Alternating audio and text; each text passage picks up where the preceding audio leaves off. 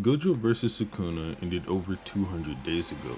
I'm sure regardless of who you wanted to win, we've all thought of ways the fight could have gone differently. Given how gigantic of a role Gojo's Infinity played in the fight, a Twitter user asked the question of who would win if both Gojo and Sukuna didn't have access to their curse techniques. No 10 shadows, no shrine, and no limitless. Just basic reinforcement along with any techniques not requiring an innate technique. To keep things simple, I'll split this up into two different sections. I'll obviously cover Gojo vs Sukuna under its original circumstances, and I think it'd be stupid if I didn't go over Gojo vs True Form Sukuna to see if the two arms would really make a difference or not. Before we get started, be sure to leave a like on the video and subscribe to the channel, as I greatly appreciate it. I think it's kind of important to get a lot of the things misinterpreted about the hand-to-hand sections of Gojo and Sukuna's original fight talked about first. The first thing I'd like to note, and this is pretty obvious because of Gojo's Infinity, but Sukuna does not land many punches on Gojo. Throughout the entire fight, Sukuna only landed one solid hit on Gojo, and it's a kick in chapter 234. Every other hit Sukuna threw at Gojo, whether he was using domain amplification or Infinity was down, Gojo either blocked or evaded. This is not to say Sukuna didn't evade Gojo as well, and a good deal of his attacks. It's just something to note moving forward. Now we can talk about skill, and I think it's fair if you applied the information to both forms of Sukuna that I'll cover in this video. To start this off, Sukuna has the ability to air jump and can essentially fly, and we see this on a few occasions. Once in his fight with Jogo, in his fight with Yorozu, and most recently during his fights in Shinjuku against both Maki and Todo. Sukuna doesn't seem to use this in combat too often. Like I said, out of all the fights he's had, this has only been demonstrated on 4 separate occasions, but it's what this might mean that's more important to the topic at hand. The only other character we've seen able to air step like Sukuna is Maki, and the way she does it is linked to another pretty broken ability of hers. In chapter 197, after her awakening, Maki describes that due to the atmosphere and the things only she can feel, she's able to jump around on air and the environment tells her how Naoya moves. Given that Sukuna has demonstrated the ability to air step in the same way with Maki, it would make sense that he can also grasp the atmosphere the same way that she can, and therefore have access to the precognition that she was granted. Of course, this isn't the most solid evidence that Sukuna has this precog as well, but given how the ability seems to work, it makes sense that he would have it. When Gojo uses his Killua Rhythm Echo technique, Sukuna knows which Gojo is the real one, but I guess he could just sense Gojo's cursed energy for this. It does seem weird to me that Gojo would try to trick Sukuna's eyes knowing he can sense his cursed energy, but this is way too shaky for me to conclude that Sukuna has the precog or atmosphere sensing, so I'll just leave that up to you to decide. Gojo doesn't seem to have any direct combat skills outside of his curse technique, and since he doesn't fight hand to hand often, it's pretty hard to say when he actually obtained the skills he displayed in a fight with Sukuna. He doesn't throw hands with Toji in either of their fights, and although he does throw hands in the Shibuya train station, it's nothing impressive, especially not compared to what he does against Sukuna. Unironically though, Gojo down in this train station is the closest to how he'd be in this fight with Sukuna, where he's not using his curse technique at all and just cursed energy manipulation and physical attacks. So let's go into the actual interactions they had in hand-to-hand combat and how this fight would differ. I think it's fair to say for a lot of the Gojo versus Sukuna fight, Gojo was using blue enhancing him, but that's not the truth for the entire fight. In chapter 226, Gojo fights Sukuna in hand-to-hand combat while his curse technique is burnt out, and while he doesn't land a hit on Sukuna, Sukuna doesn't land a hit on him either, and this is while Sukuna is not only physically unharmed, but inside of his domain expansion, which should give him a boost in stats like Gojo mentioned in chapter 15. To be completely fair to Sukuna, Gojo does say you get a buff in stats due to the environment, which Sukuna doesn't construct when making his domain, but counterpoint, even Kusakabe's simple domain raises his output without constructing an environment, and I think Sukuna's domain being a divine technique that just constructs a domain without a barrier should allow him the same benefits. Going by Megumi's domain example, which if anything should just be worse than Sukuna's, that means Sukuna in this setting would be at around 120%, a 20% increase. Gojo, on the other hand, is running reverse curse technique at full blast as well as being cut up by Sukuna's slashes. Using reverse curse technique at this level should be a stat nerf, especially going off of what Sukuna thinks about Gojo doing this. He says he moves well for someone using reverse curse technique at full throttle to keep my slashing attacks at bay. And if you prefer TCB's translations, he says he still moves pretty well considering he's been activating reverse curse technique at full output in order to survive my slashing attacks. There is potentially even more evidence for this in Sukuna's fight with Maki, as for their entire fight, Sukuna and Maki seem to be relative physically, while Sukuna is running RCT to repair his soul and his heart, but when he turns this off as noted by Maki, he seems to overwhelm her with his initial burst in speed and force her on the defensive while he's attacking relentlessly. Another thing to support this is Sukuna using a black flash that incapacitates Maki even though she blocked it, but then hitting her with another black flash and her being completely fine. It would make sense that Sukuna had turned his RCT back on at that point, and that's why the third black flash was seemingly weaker than the first one, on top of Maki once again being physically relative to him. That seemed pretty long-winded, but the point is simply Gojo is nerfed in the domain, Sukuna is amped inside the domain, and they're still keeping up with each other. This isn't the end-all be-all, of course. Aside from general speed scaling and skill obviously, each of them need to be able to deal sufficient damage to one another in order to land a killing blow. And with RCT being a thing, as well as large cursed energy pools and Gojo's almost limitless amount due to the 6 eyes, this fight is going to last an extremely long time. One thing that could possibly shorten the length of the battle is a character landing one or multiple black flashes. Considering black flashes are completely up to luck, you might think they aren't even worth bringing up in a versus battle discussion, but there are a few factors that can lead to someone being able to land a black flash. One thing about Black Flash that is an objective requirement is applying the cursed energy within 0.00001 second of a physical hit. That much was told to us back in chapter 48.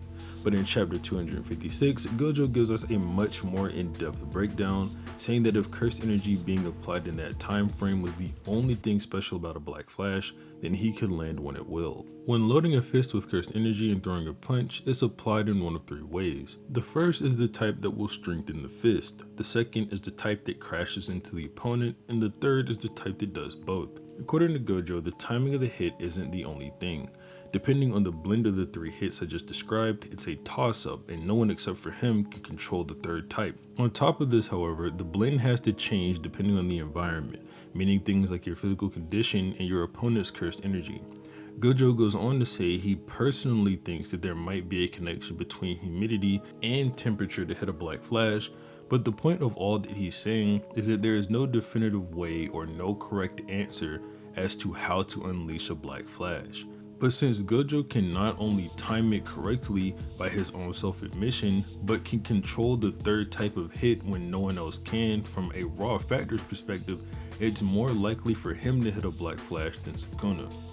I do want to talk about the Black Flashes that were actually landed in the fight though, and about the ones Sukuna lands afterwards, because I need to give Sukuna a bit of credit here.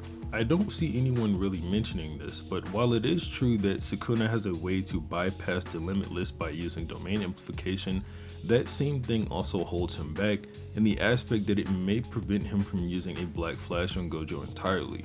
What I mean by that is that the way Black Flash is described to us and when you actually need to apply the cursed energy, if domain amplification is already needed to bypass limitless in the first place, the cursed energy would always be applied prior to the physical hit, and if it was the case that you could apply it both before and after, I imagine Black Flashes would be a lot more common. Not to mention, Sukuna clearly had a plan for his fight with Gojo, so it's not like he was trying to hit a Black Flash on him. This same principle could apply to Gojo as well, since when Gojo fights all out, he uses blue to enhance his strikes, and he says that ultimately means hitting a Black Flash is up to luck even for him, and the way that's worded clearly implies that it lowers the chance of hitting one. In the Viz translation of the statement I just read, or the official translation, Gojo also implies this, saying, "When I fight seriously, curse techniques intertwine with physical blows. In a situation like that, Black Flash is practically up to luck even for me." Once again, the wording here implies blue enhanced strikes lower the chance of him hitting a Black Flash. And you might ask, well, why would he do it then? The answer to that is simple. Obviously, blue is far more guaranteed than a Black Flash, so it just makes sense to go for that instead of a Black Flash. Now, to talk about the Black Flashes that were already landed, obviously Gojo's Black Flash knocked Sukuna out, but a fair point brought up by people is that Sukuna isn't really at full power anymore in the second half of the fight. And while that's true, I think it's equally fair to bring up that, well, Gojo isn't at full power either. Even after hitting this Black Flash and another one, we see that Gojo's maximum output blue wasn't at its full output when it crushed Akito. We know it wasn't at full power because the narrator mentions that blue recovered or had its output restored after Gojo did the chance for it in chapter 235. So obviously maximum output means the most Gojo himself could do at the time, which honestly just makes sense. Sukuna even says himself in chapter 234 that neither him or Gojo is at full power at the moment, and that's again after Gojo had landed his second Black Flash. I'd also like to say we saw Gojo put a hole in Sukuna's chest while not using Black Flash after the third domain clash. We know Gojo didn't use red to do this damage because we've seen how those affect Sukuna and where Gojo aims them, which is mainly at his face. I'm not saying Gojo one-shot a hole in Sukuna's chest with a blue enhanced punch or anything, but I do think it's pretty unlikely that Sukuna just stood there and let Gojo pound on his chest with punches. Obviously, I bring this up to say Gojo's Black Flashes are going to do serious damage to Sukuna, even if Sukuna is at full power, but the rest of the Black Flashes Gojo lands are kind of irrelevant. The one on Agito does blow out its chest, but Agito is kinda trash anyway, and Mahoraga just blocks the other two. Sukuna's Black Flash has a similar argument against it that Gojo's did, which is that they just don't seem to do a whole lot of damage, but it's far easier to argue that Sukuna is weakened than Gojo is, even though they both were. At the time Sukuna lands a Black Flash, his cursed energy reserves had already dropped to around half of what they originally were, and on top of that, due to Yuji's punches, he had lost both output and control over his body. The most blatant evidence that Sukuna is not only weakened but also holding back are the two Black Flashes he lands on Maki. His first Black Flash when he's not using RCT on his heart and is fully locked in and at the peak of excitement knocks Maki out for a while. She's completely out of commission even though it doesn't seem to have done any physical damage like knocking off a limb. But his second Black Flash on Maki, which was his third overall, just knocks her back and she's still unconscious. So, and of course this is somewhat obvious, Black Flash would be absolutely crucial in a fight between Gojo and Sukuna. How crucial it is a bit up for debate because the Black Flash multiplier doesn't really seem to be that consistent. Impact multiplied to the power of 2.5 is how Black Flash is described, and I think it's really not said enough how much of an insane increase that actually is. Let's say for example Gojo's normal punch without blue enhancements is wall level, or around 2.092 times 10 to the 7th joules. That would mean a Black Flash landed by Gojo would be around 2.0017 times 10 to the 18th joules, which is mountain level. Let me give a bit of a more basic example. If you have $500 and you simply multiply it by 2.5, that would leave you with $1,250. But if you multiply your money to the power of 2.5, you would then have over $5.5 million. So it definitely is weird when you consider the damage of some of these characters and what they take from a normal punch and what they take from a Black Flash. But regardless of all that, it still is a significant boost in damage. With Gojo and Sukuna being virtually equal in physical stats, but Gojo having the slight edge in hand-to-hand and the higher probability of landing a Black Flash, I think it's pretty easy to say that Gojo would more likely win here against Megumi Sukuna. Even if it came down to a battle of attrition, while Sukuna does have God tier cursed energy efficiency and RCT to maintain himself, He simply is not as good at it as an awakened 6 size user who has virtually limitless stamina, and that much is stated.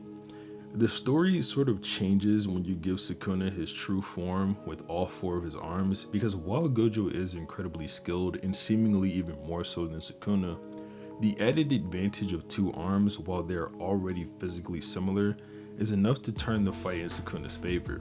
It is still true that Gojo is more likely to hit a Black Flash, but if Sukuna can properly counter Gojo by grabbing his arms to land strikes similar to how he did against Kashimo, then obviously landing a Black Flash becomes increasingly less likely since Gojo won't be able to throw a punch.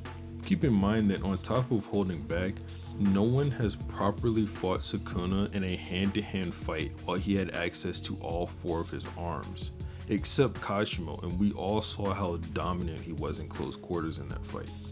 Higuruma comes close, but he kinda just got bullied. Yuta did hop in to fight Sukuna alone, but obviously Yuta's always going to jump you with Rika.